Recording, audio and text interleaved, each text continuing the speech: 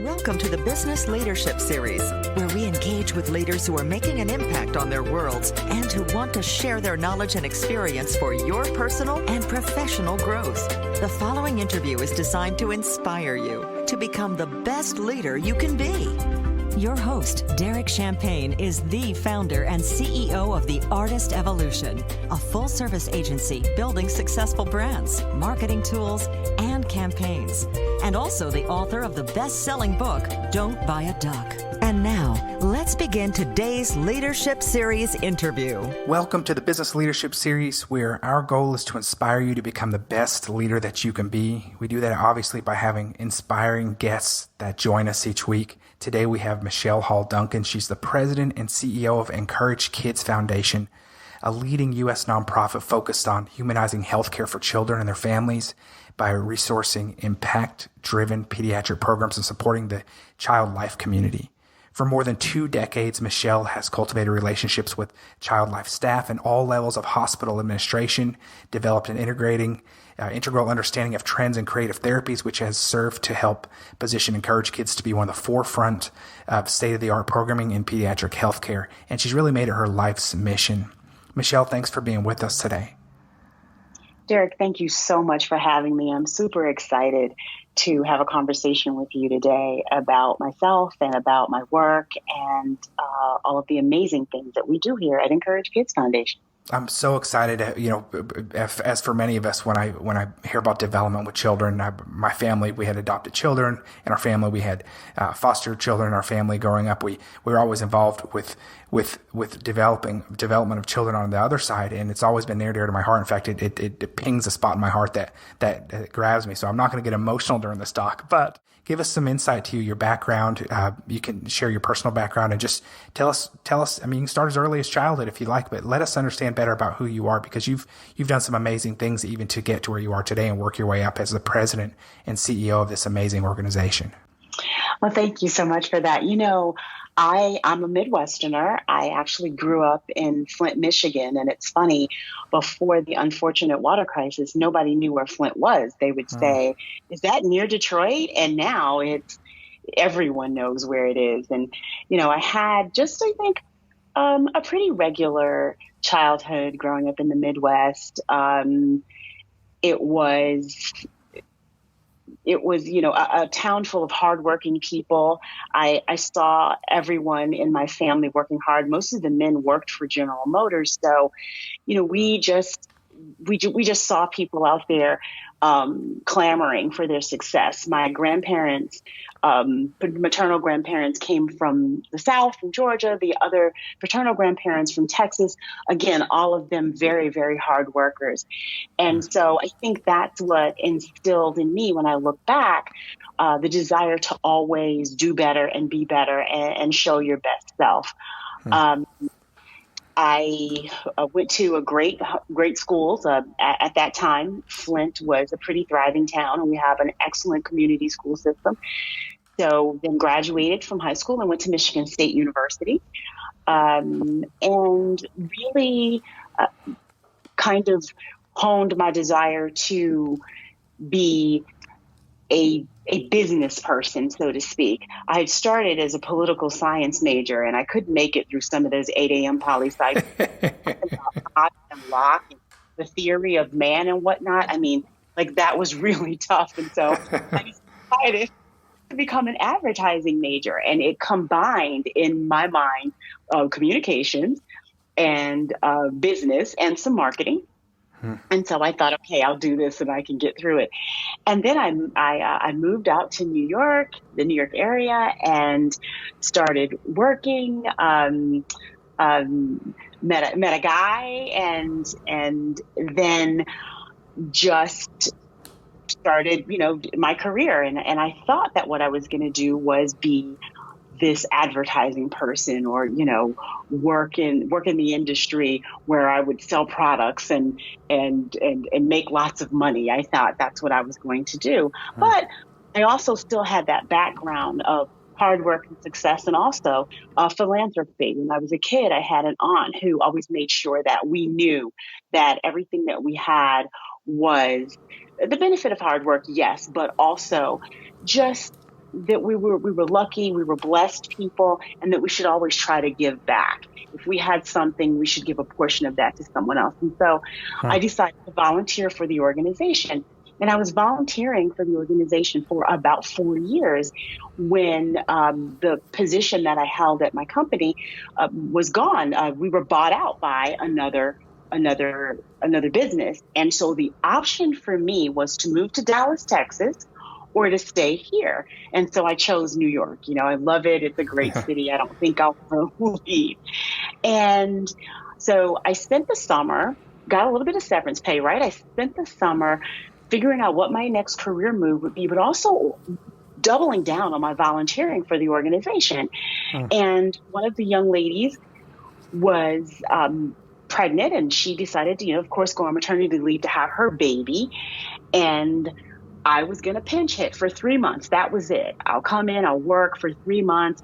And while I'm here, I'll continue to look for my next position. And that was 23 years ago. So, yeah. So wow. I tell everybody all the time, hey, make sure you give your time and volunteer. You'll always get something out of it, but you may get even more than you thought. Right.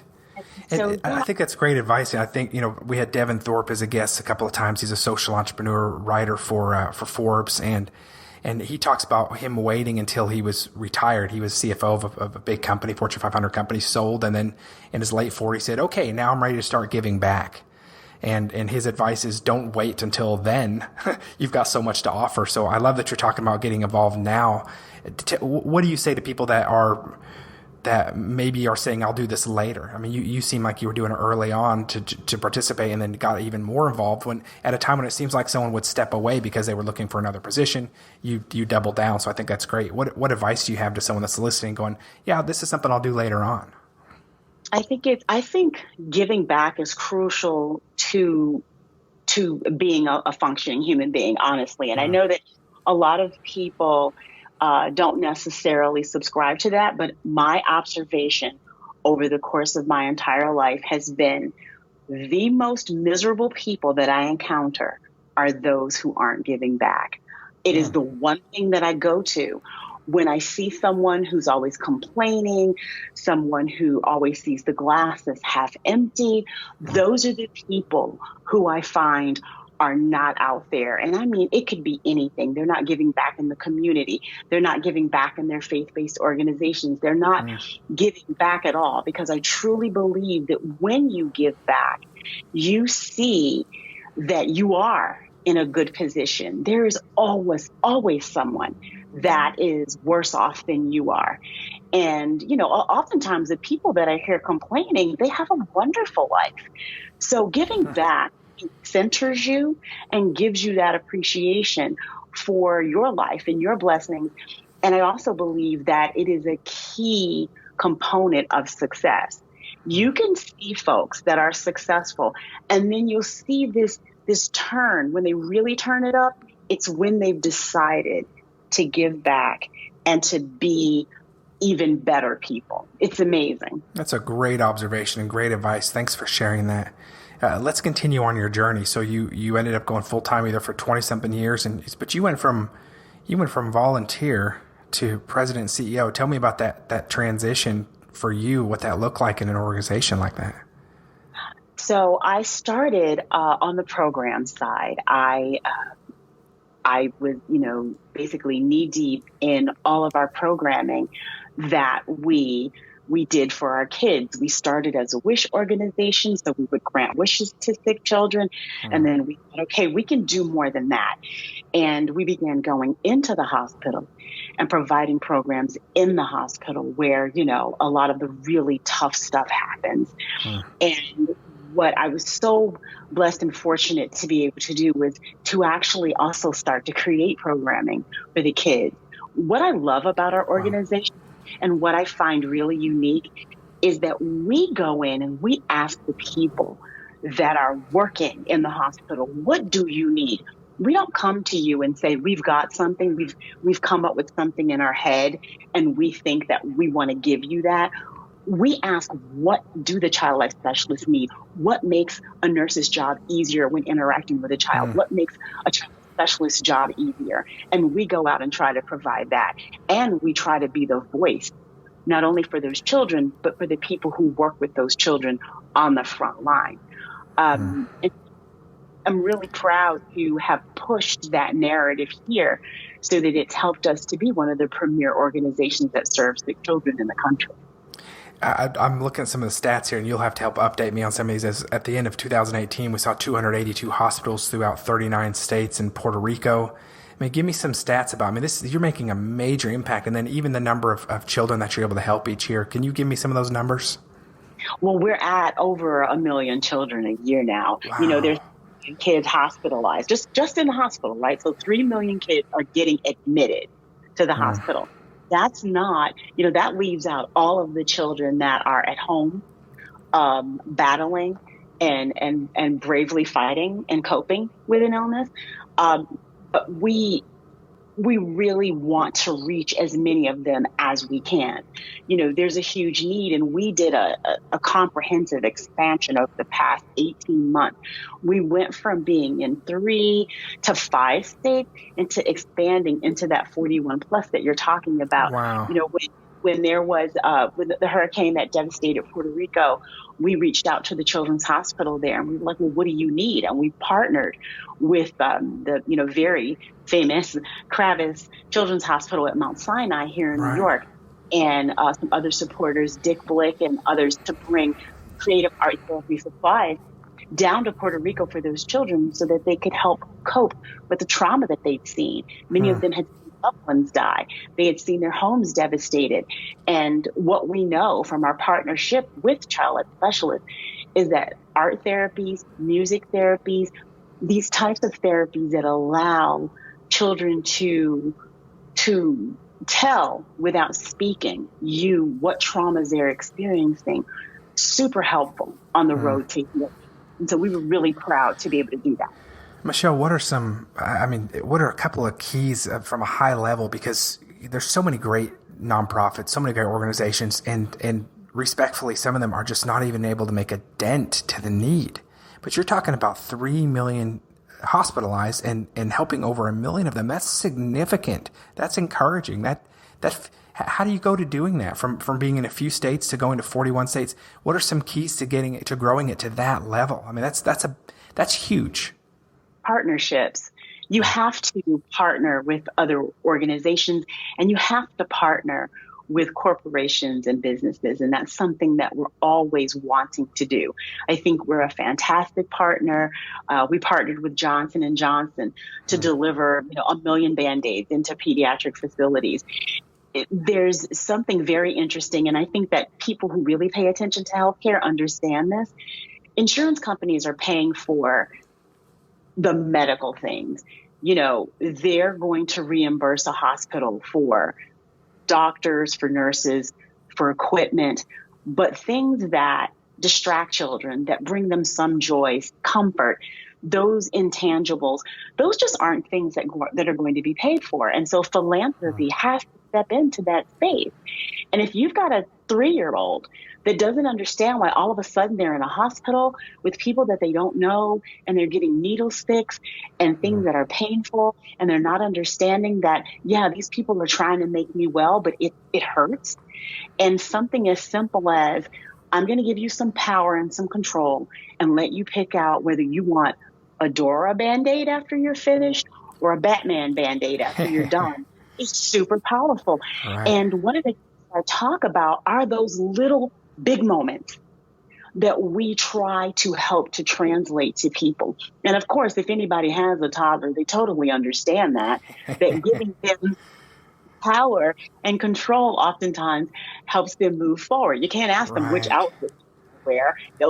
They're staring in the closet for hours. But if you say one or the red one, they get some control and they feel like they have mastery over themselves. And what better time and place to be able to do that than when you are about to face a significant trauma. I think it's a beautiful thing that you're doing. What is it that, you're obviously seeing lives change, but after 20 years, what keeps you, I know you believe in the mission, obviously you're living the mission, it's your life's work, but what keeps you passionate? What keeps you driven and motivated to keep pushing this forward and growing it like you are? What's that inside of you?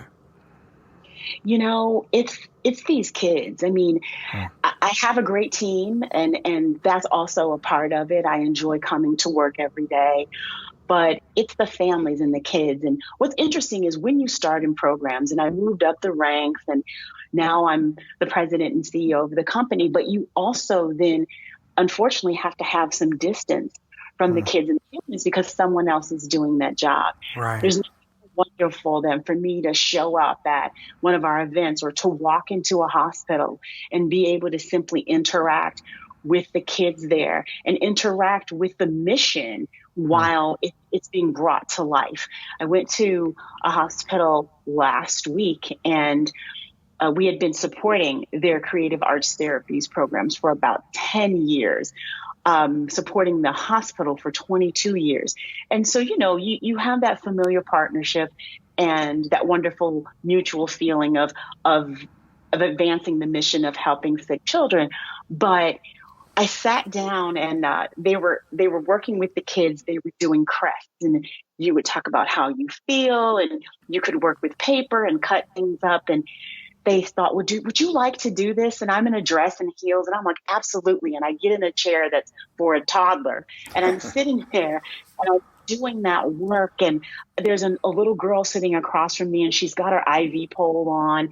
And, obviously she's, shy. She doesn't know who I am. But, 30 minutes later, we're sharing the crayons, and I'm getting her a glue stick. And oh my goodness, I was so filled up by that moment to know that not only were, our donors and our board and the rest of our team being represented through me at that moment, but that I was being, rejuvenated and filled up, because the work at the top is difficult. It's the asking for money, and it's the managing staff. And there are a lot of ups and downs, the food chain, so to speak. But when you have an opportunity to go in and interact with the very basics of the mission, it's wonderful.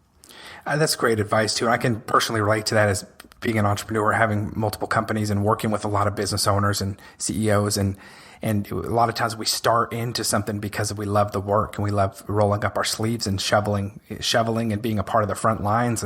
But as we grow, and in my position of CEO as well, is you do start to get removed from some of that work you enjoyed making and that initially brought you there. And you do find yourself building partnerships and money and the other things. And it is a disconnect. So I love that you're going back in and still staying a part of the front lines so that you can stay connected to that as well. Is there other purpose that you find in the work at the top as well? What are any other advice as you get somewhat disconnected sometimes from the day-to-day that you originally started with? Well, I think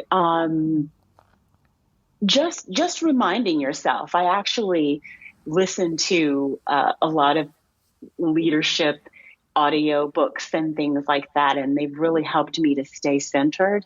And I've taken to morning mantras and things like that, and it's interesting. And some of your other guests, they talk about that. They talk about self-motivation.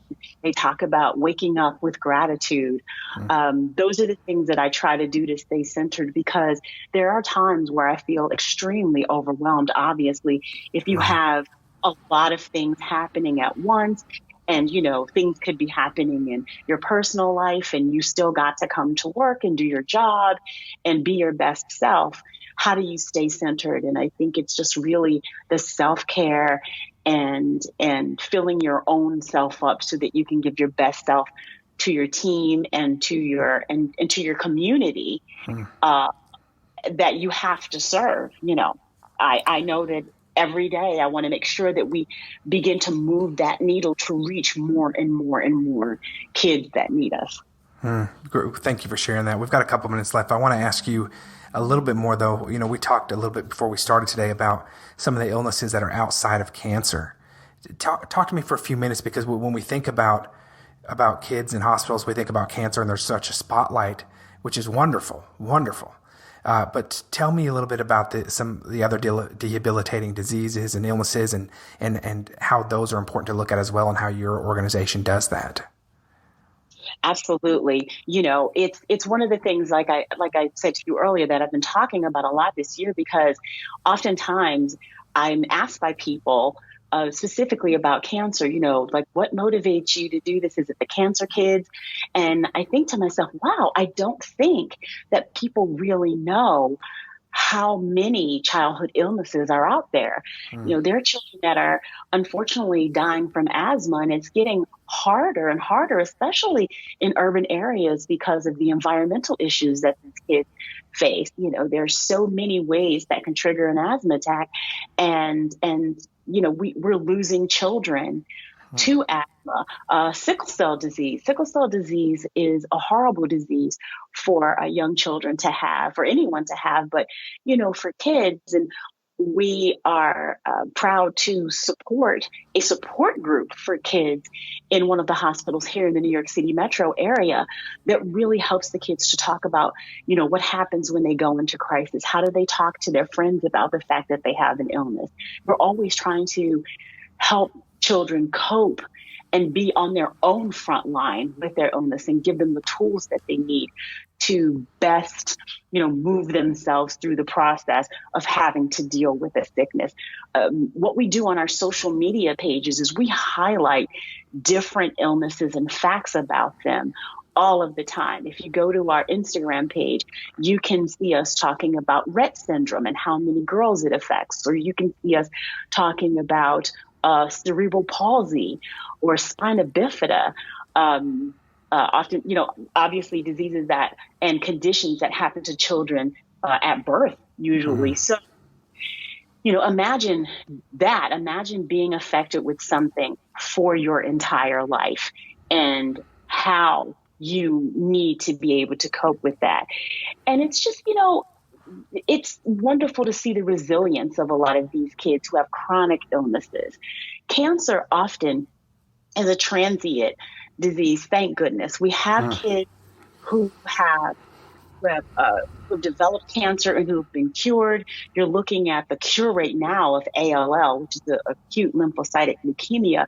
Years ago, when I first started, that was unfortunately a death sentence. And now 95 to 98% of the kids are being cured. Wow. So I really think that what's wonderful about people highlighting cancer is curable oftentimes, and it's research. There's just so much research going out there, but I don't want to forget about the kids out there who are going to be suffering with an illness for their entire life. And so we make sure when we're in the hospital, we are covering every kid that's there. When people ask us, oh, is this for all children in the hospital? Yes, it's for every child in the hospital. Our programs are for every child that's in the hospital. And for any programs that we happen to do outside of the hospital, we're inviting kids in the community that have physical illnesses. And it doesn't matter what it is, because we know that those kids and those families need that support as well. Thank you for sharing that. That's amazing. I didn't realize that was at the 95% cure rate. That's such encouragement. Tell me about just a story that pops in your mind that's one of your favorite stories with what you've done. Just an example, or one of your favorite moments that you've had over your career working with enCourage kids. It can be a small moment, a big moment. It can be with a child. But what stands out to you as one of your favorite moments? Wow. A couple of years ago, we were doing this huge campaign in conjunction with Ripley's Believe It or Not here in Times Square. And it was a program called Breaking Barriers. And we had this world-renowned martial artist, Leif Becker, who he broke 12,000 boards in a 24-hour period. So leading up to that, we were having kids decorate boards with their illness or their condition, and he would break through them. And cool. Hospitals and teaching kids stuff like that, teaching them how to break their own boards, and it was great. And so one of our alumni, a young man named David, and his mom were here in Times Square going to see a play, and they asked to drop by. And they dropped by, and we said, "Hey, David, will you draw a board for us?" And David's now like 21 years old and doing pretty well. And he draws the board and we take some photos of him. And he's just saying, I missed you guys. I miss being around you all. I'm happy that I'm doing better and I'm older, but I just miss everything that you brought to the table. Mom said to me, she said, you don't know the impact that you made on my family. She said, you kept us together at one of the most horrible times of our life. And I have to tell you, Derek, I'm not jaded, but I've been doing this for a long time. Right. I can walk through a hospital and be okay. And, newbies, they come with me and they're like, we don't know how you do this every day. But this moment shook me to my core. And, I was like, oh, excuse me, I got something in my eye. That's beautiful. Really good about what we do. So that's it. There are a dozen others. That was the one that came to mind. So great. Thank you for sharing that. I love those personal moments. And yeah, we can become used to what we're doing or tough enough to do our jobs because we need to be. But I love hearing those tender moments too. And how beautiful is that to make that kind of impact? How can we get involved, Michele, those that are listening, if they want to learn more? And what's the need right now? What's the biggest need and how can we get involved? The best way to get involved is to visit our website, and that's encourage-kids.org. And look at all the wonderful things that we're out there doing. There's something that's going to appeal to you if you want to sponsor one of our teddy bears. We have a teddy bear day in September, and we send teddy bears to kids all over the country, and it's so wonderful. The kids love it. They love to have that cuddly friend with them. And it's another one of those stories that I'll tell you where you think it's a small thing, but it's a big thing. Oftentimes, hospitals will use our bears to demonstrate to children, here's what's going to happen to you before you go into surgery. So they use the bears in their pre-surgery training for kids.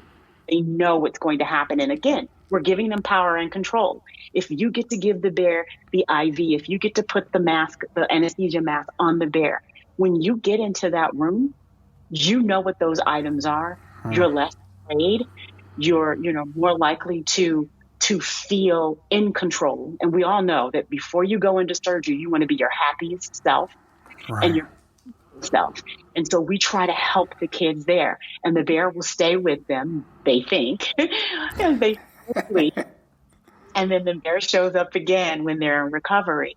And it's just a wonderful way to teach and to soothe and to calm kids. So that's a wonderful way to get involved. You can also go online and look at all of the music therapy, art therapy, horticultural therapy. We just funded wonderful facility dogs out at UCSF Benioff Children's Hospital in San Francisco. Wonderful work that they're doing with those pets. Go online, take a look at what we do. Reach out. You can email me directly. It's Michele at encourage-kids.org. You'll find me on the website, and I can answer any questions about what we do and the impact that we make and how, all of us together can help to make the journey for sick kids better and how we make hospitals a better place to get better. Michele, thank you so much for being with us today. I'm inspired by your story, really your commitment. I mean, so many things, but your strength in recognizing the hard work and the give back that you learned from your family past and your commitment to helping and staying with this organization and helping grow it to what it is today and your heart for the children and for the mission. That's very inspiring. It's very clear in the way you talk, and it's very encouraging. You're passionate and warm about it, and it's very contagious. And I know that's one reason why you're in that position and doing so well with it. I want to encourage. I'm excited to get the bear thing. Got me. We're going to figure out how to get involved in that. It's very exciting. encourage-kids.org. Thank you, Michele, again, and we appreciate you being our guest today. Thank you so much, Derek. It was wonderful to be a guest on your show, and I look forward to listening to this podcast and all your future podcasts. Thank you so much. Thank you, Michele. You've been listening to the Business Leadership Series, where we engage with leaders who are making an impact on their worlds and who want to share their knowledge and experience for your personal and professional growth. This interview was designed to inspire you to become the best leader you can be.